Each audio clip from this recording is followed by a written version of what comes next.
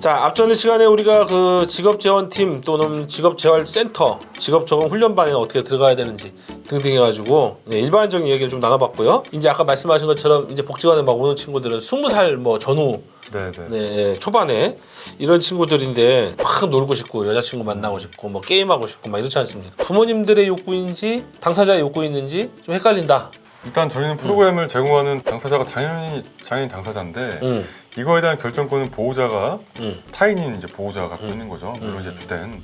근데 보호자의 욕구와 당사자 욕구가 당연히 달라요. 당사자들은 이제 와가지고 아무래도 놀고 싶고 초반이기 때문에 또는 이제 이성 친구와 교제를 하고 싶고 이 과정에 당연히 문제가 있을 수 있죠. 그렇죠. 발달 장애로 인해서. 근데 이제 보호자분들도 그래요.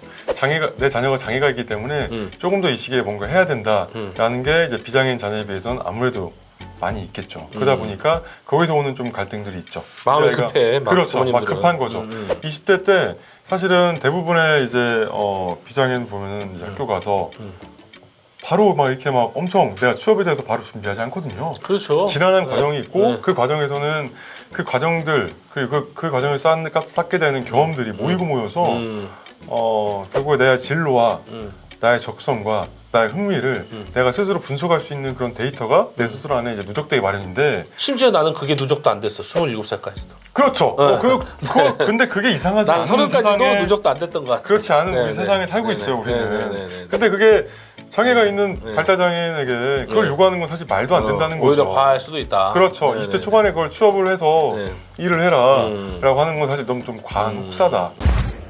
그게 일이 됐든 뭐가 됐든 그 경험들이 쌓이면 결국엔 본인의 적성과 흥미가 되고 30대 때 할 수 있는데 단 보호자분들이 해야 되는 건 있어요. 아까도 제가 얘기했지만 내가 스스로 독립적으로 어딘가 이동하는 능력 이거는 반드시 필요합니다. 발달장애인 분들이 신체적으로 어려움이 있거나 하지는 않잖아요. 그래서 이동할 수 있는 어떤 건강상의 문제는 없을 거예요. 인지적인 수준에서 문제가 있을 수 있는데 발달장애인이라고 해서 안 되는 건 아니거든요. 지속적인 반복 학습. 비장애인 분들이 한두 번에서 될 수 있는 거는 한 10대 번 하면은 안 될까요? 되겠죠. 100번이라도 어떻게든 하니까. 될 겁니다. 그게 이제 물론 그 환경 세팅이 중요한데 안전, 건강을 일단 안전한 한도 내에서 대중교통 타는 것도 가까운 거리지만 차를 타고 가는 게 아니라 대중교통 타는 것들을 계속적으로 해보면 반복적으로 노출을 시켜주면 거기에 학습이 됩니다. 근데 이게 제가 말씀드린 건 20대 초반에 그런 걸 해본 것과 30대에 접어들어서 하는 거는 하늘과 땅 차이라는 거죠. 30대에는 일단 당사자가 하고 싶어 하지 않아요. 내가 스스로 일을 해서 돈을 벌어본 경험이 있는 분들은 그런 걸 하고 훈련을 하려고 하더라도 머리가 굵었어 이제. 그렇죠. 본인이 하기 싫어요. 내가 왜 돈을 내고 훈련반을 다녀야 돼요? 라는 말을 할 수 있는 분도 있어요. 또 다른 측면은 이건 비장애인분들도 마찬가지인데 자녀들에게 이제 자라나면서 가정 내에서 할 수 있는 일상생활적인 부분 숙제들을 내주는 거죠. 예를 들면 자기 옷은 자기가 빨아서 넣을 수 있게. 그렇죠. 그리고 혼자 부모님이 맞벌이를 하면은 가정에서 밥은 한 끼 정도는 너가 챙겨 먹기 뭐 이런 것들을 과제로 내주는 거죠. 이런 과정들이 결국엔 그게 안 돼서 근데 사실은 일상생활 훈련하는 건데. 그렇죠. 취업에 영향이 있을 수도 있지만 가장 중요한 건 자립이에요. 취업은 자립을 위한 단계고 과정이니까요. 그렇죠. 그런 과정을 위해서 준비하시는 게 필요할 것 같고 보호자분들은 내 자녀에 대해서 좀 장기적인 플랜을 갖고 접근하셔야 돼요. 그냥 단기적으로 이제 복지관에 이렇게 완전히 맡긴 형태라기보다는 최소한 10년, 20년 정도의 플랜을 짜시는데 투 트랙으로 하나는 취업, 하나는 자립. 맞아요. 근데 되게 어려운 일이지 그게. 어렵죠. 어려운 일이에요. 어려울 겁니다. 저 정리를 해보면 부모님들의 욕구 또는 이제 뭐 아까 당사자들의 욕구인지 헷갈릴 수도 있고 뭐 등등 여러 가지가 있는데 그거보다 더 중요한 건 다양한 경험을 먼저 하게끔 20대 초반이니까 사실은 우리도 대학교 가고 대학도 군대도 갔다 오고 뭐 이렇게 하는 시간들이 있으니까 그건 장애든 비장애든 똑같다. 근데 이제 더 여기서 중요하게 해야 될 건 반드시 하나 해야 될 건 독립적인 이동 능력을 키워주는 건 꼭 하셔야 된다. 그걸 해야 네. 나중에도 선택할 수 있는 범위가 넓어집니다. 맞아요. 일단 이동할 수 있어야 참여할 수가 있으니까. 그러니까 우리 아이가 무조건 안 된다라는 생각을 조금 내어놓으시는 게 어떨까 하는 생각이 맞아요. 그 전에 트라우마가 있을지라도. 네네네. 그렇죠. 버스를 처음에는 같이 타고 다니다가 네. 나중에는 이제 좀 변장하고 뒤에서 이제 따라가고 이제 뭐 이런 것도 있고. 사례를 하나 얘기할까요? 네. 짧게 한번 얘기해 주시면. 짧게 얘기하면은 네. 이제 저희 훈련반에 있던 훈련생이에요.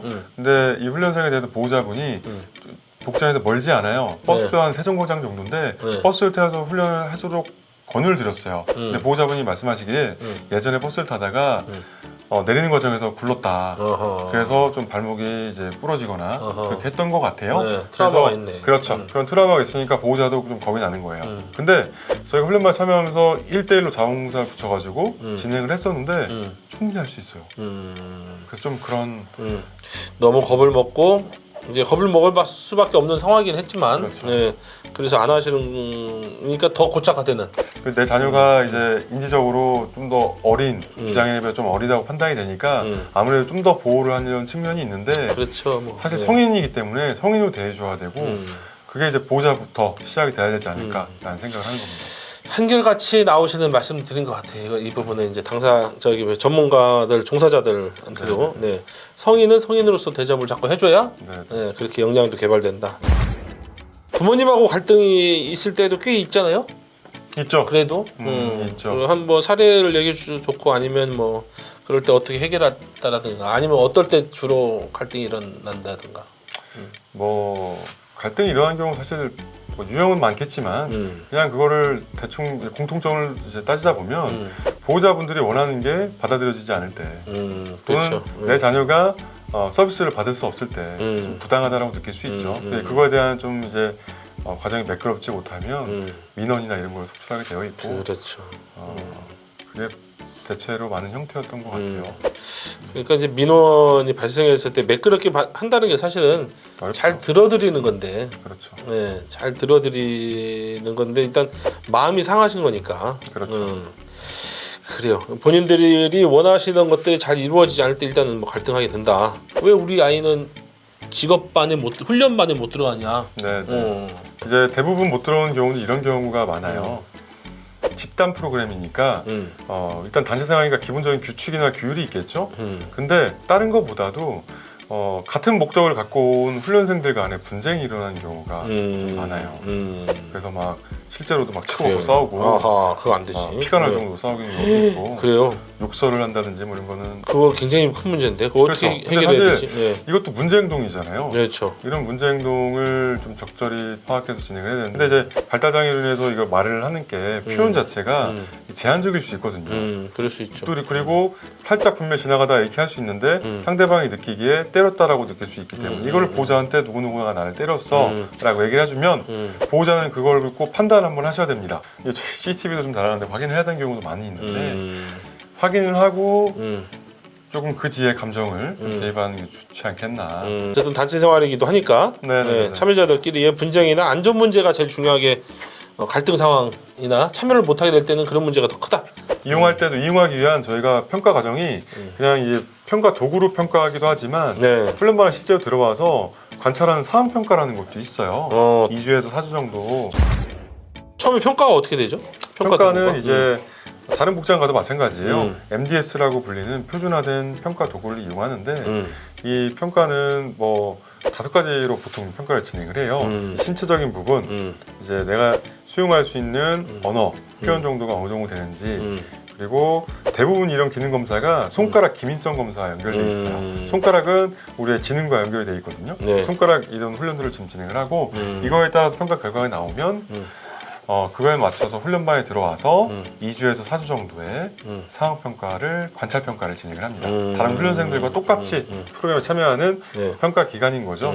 일종의 인턴 뭐 비슷한 거네요. 그렇죠. 이제 적응이 되는지 안 되는지를 판단하는데 그때 그렇게 되고 나면 이제 그 뒤에 이용하게 되는 거예요. 근데 이 기간 동안 이제 처음에는 저희도 1주, 2주만 한 적도 있어요.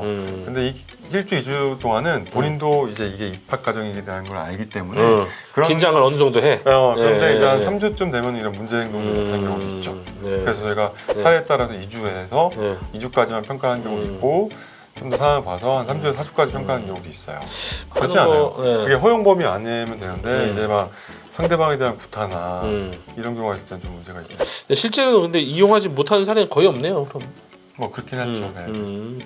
다른 곳으로 간 적도 있어요. 저희 쪽을 상담 쪽을 했다가 다른 네. 쪽 간 적도 있고 또는 저희 복지 안내 다른 프로그램을 이용하시는 경우도 있고. 네, 네. 알겠습니다. 어려운 점이나 불만이나 뭐 이런 거 있어요?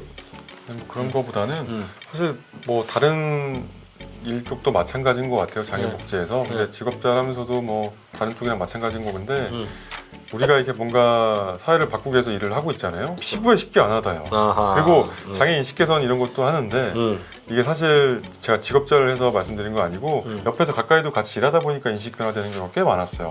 근데 처음에 그 진입 과정 자체가 쉽지 않았어요. 장애에 대한 인식이 쉽게 깨지지 않으니까. 그 고용을 어디 이제 시키는 고용 그 기업들. 네, 그렇죠. 네네네. 기업들이나 이제 뭐 다른 공공기관이나 네네네. 공공기관들도 그래요. 그리고 저희 뭐 나중에 일자리 사업도 나중에 설명하겠지만 그 요양원, 요양병원 이런 데서도 인식이 깨지는데 오래 걸렸고. 그렇군요. 네. 오늘 어떠셨습니까? 네. 일단 전 새로운 경험에서 되게 좋았고 생각보다 뭐 힘든 것도 있었지만 즐거웠습니다. 쉽지 않죠. 이게. 쉽지 않아요. 네네. 쉽지는 않은데 어쨌든 선생님들이 이렇게 좀 말씀해 주신 게 많이 보진 않더라도 꼭 보실 분들한테는 굉장히 도움이 됐을 것 같아요. 그래야 될 텐데. 네네네. 그래야 될 텐데 다시 한번 나오는 거를 약속해 주셨으니까. 네, 한번 알겠습니다. 하고. 옷차림이 네. 바뀌겠죠? 아 그렇겠죠. 네. 네. 좋아요, 구독도 한번 좀. 네. 좋아요, 네. 구독, 네. 즐겨찾기. 이거 이게 발음이 안 돼. 구독, 좋아요, 즐겨찾기, 알림 설정까지.